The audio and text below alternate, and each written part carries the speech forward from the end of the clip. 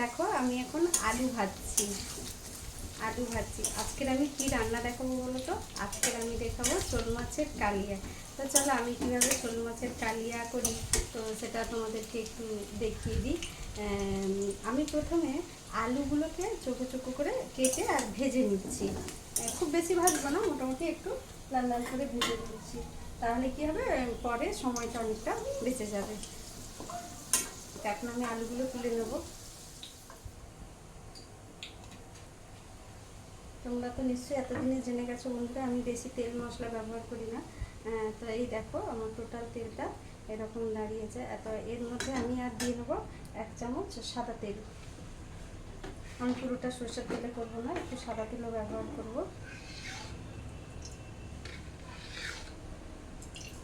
1 চামচ সাদা তেল দিয়ে দিলাম। এই গরম তেলের মধ্যে আমি একটু চিনি দিয়ে নেবো, এটা কালারের জন্য, আর অন্য কিছু ব্যাপার না। তো চিনিটা যতক্ষণ কালার ছাড়ে ততক্ষণ চলো তোমাদেরকে আমি দেখিয়ে নিই। শোল মাছের কালিয়া মানে শোল মাছ তো থাকবেই। তো দেখো বন্ধুরা, আমি শোল মাছগুলোকে ছোট ছোট টুকরো করে করে কেটে নিয়েছি। এরকম টুকরো টুকরো করে কেটে নিয়েছি। তো এই শোল মাছের মধ্যে আমি আদা, একটু পেঁয়াজ কুচি, সরিষার তেল, লবণ, হলুদ সব কিছু দিয়ে এই 10 মিনিটের মতো ম্যারিনেট করে রেখে দিয়েছিলাম।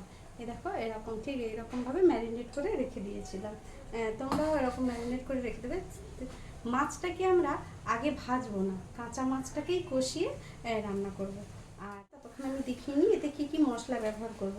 পেঁয়াজ কুচোনো, আদা বাটা, হলুদের গুঁড়ো, এটা হচ্ছে শুকনো লঙ্কার গুঁড়ো, একটু জিরা ফোড়ন দেব, আর গোটা শুকনো লঙ্কা একটা তেজপাতা, আর কালারের জন্য আমি একটু কাশ্মীরি লঙ্কা ব্যবহার করব।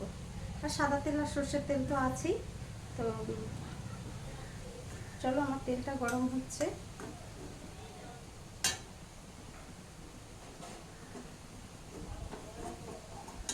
যতক্ষণ না চিনিটা গুলছে ততক্ষণ আমরা ফোড়ন দেবো না। বন্ধুরা, আমি এটা মাংসের মতো রান্না করব, কিন্তু আমি গরম মশলার ব্যবহার করব না। আপনারা চাইলে গরম মশলাটা অ্যাড করতে পারেন।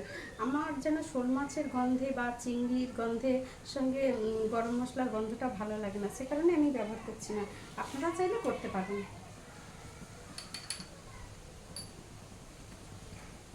আমি এখন দিয়ে নেবো শুকনো লঙ্কা, তেজপাতা, 1 চামচ, গ্যাসটা কমিয়ে নেবো। আর পেঁয়াজ কুচিগুলো দিয়ে ব্যবহার করতে হয়। আর এই তরকারিটা ঠিক কাঁচা লঙ্কা দিয়ে ভালো লাগবে না, এটা একটু কালার না হলে ঠিক ভালো লাগবে না।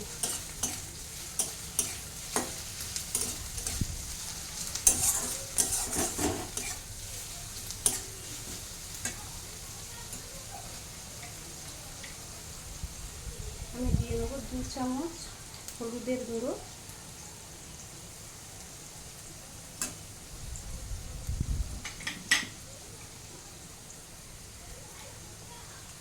1/2 চামচেরও কম শুকনো লঙ্কার গুঁড়ো দিলাম। এটা ভীষণই ঝাল বন্ধুরা। 1 চামচ দিয়ে দিলাম কাশ্মীরি লঙ্কা, আর একটু দেবো আমি। এই তরকারিটা একটু লাল লাল হলে তবেই ভালো লাগে।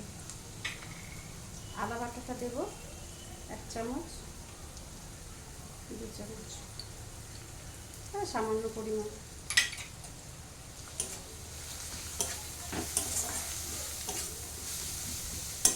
আপনারা চাইলে কাশ্মীরি লঙ্কাটা স্কিপ করে যেতে পারেন, নাও দিতে পারেন, ওটা কোনো ব্যাপার না, ওটা অপশনাল। এটা আপনাদের প্রয়োজন মতো আপনারা দেবেন। বাড়িতে সবাই যদি পছন্দ না করে নাও দিলে হবে। আর বন্ধুরা, এখানে আমি খুব সামান্য পরিমাণ জল দেব। জাস্ট আমি সব কিছু গুঁড়ো ব্যবহার করলাম, তো এই গুঁড়োগুলোকে এক জায়গায় মিক্স করার জন্য একটু সামান্য পরিমাণ জল দেব।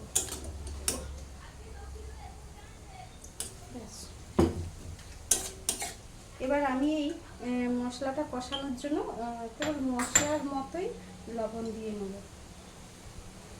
বেশি লবণ দেব না, মশলার মতোই লবণ দেব।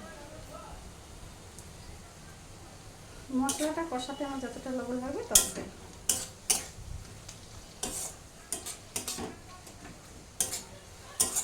মশলাটা তেল ছাড়তে শুরু করলেই আমি আলু এবং মাছটা অ্যাড করে নেব। আমি একটু ফ্লেমটা কমিয়ে আর মশলাটা একটু ভাপে সেদ্ধ করে নেব।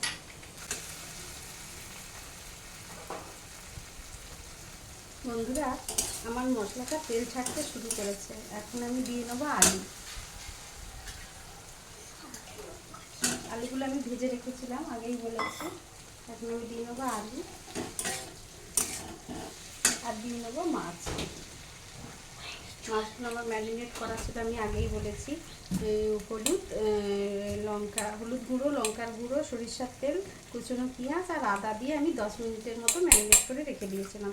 আর মাছগুলোকে আমি এইভাবে ছোট ছোট করে কেটে নিয়েছি এবং মাছের ছালগুলো ফেলে দিয়েছি। এখানে কোনোটাতেই মাছের ছাল নেই বন্ধুরা। এটা একটু ঢাকা দিয়ে নেব। এখন কিন্তু গ্যাসের ফ্লেমটা কমানোই আছে।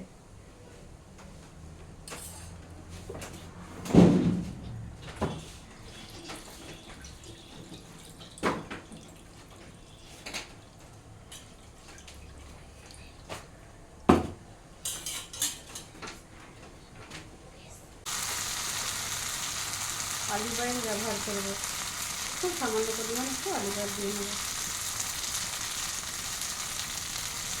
1 চামচের মতো দিলাম।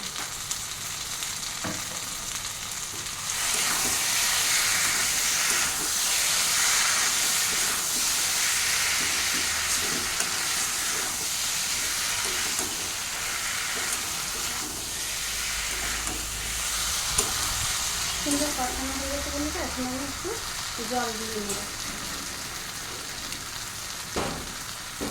মাছ মাখানোর বাটিটাতে মশলা লেগেছিলো, ওটাতেই আমি একটু জল দিয়ে পাশের গ্যাসে গরম করে নিয়েছি। এই উষ্ণ উষ্ণ গরম জলটাই আমি দেবো, একদম কাঁচা করে দেবো না।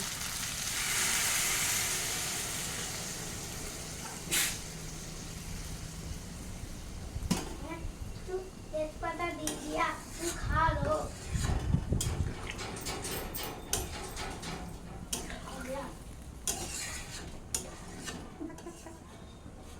চলুন বন্ধুরা, এখন আমি তরকারিটা ফুটতে দিয়েছি। ফুটতে থাকুক, মিনিমাম 3 মিনিট তো লাগবেই।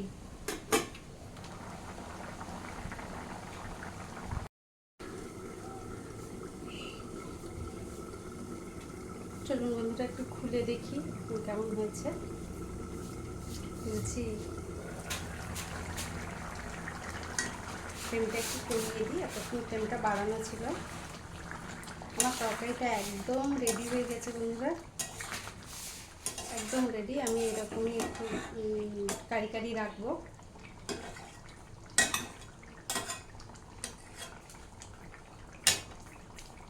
এখন আমি গ্যাসটা বন্ধ করে দেবো।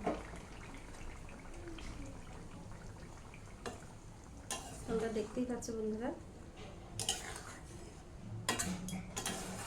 একটা সুন্দর গন্ধ বেরিয়েছে। আমি গরম মশলা তো ব্যবহার করিনি, তাই গরম মশলার সেন্ট নয়, কিন্তু তরকারির একটা সুন্দর গন্ধ বেরিয়েছে। তো চলুন এখন এটা ঢেলে নেওয়া যায়। এই দেখুন বন্ধুরা আমার তরকারিটা। তো প্রত্যেকবার মতো আবারও বলছি, আপনারা প্রত্যেকেই এভাবে বানিয়ে খাবেন। আর যদি আপনারা অন্য কোনো প্রসেসে বানিয়ে থাকেন তো আমাকে অবশ্যই কমেন্ট করে জানাবেন।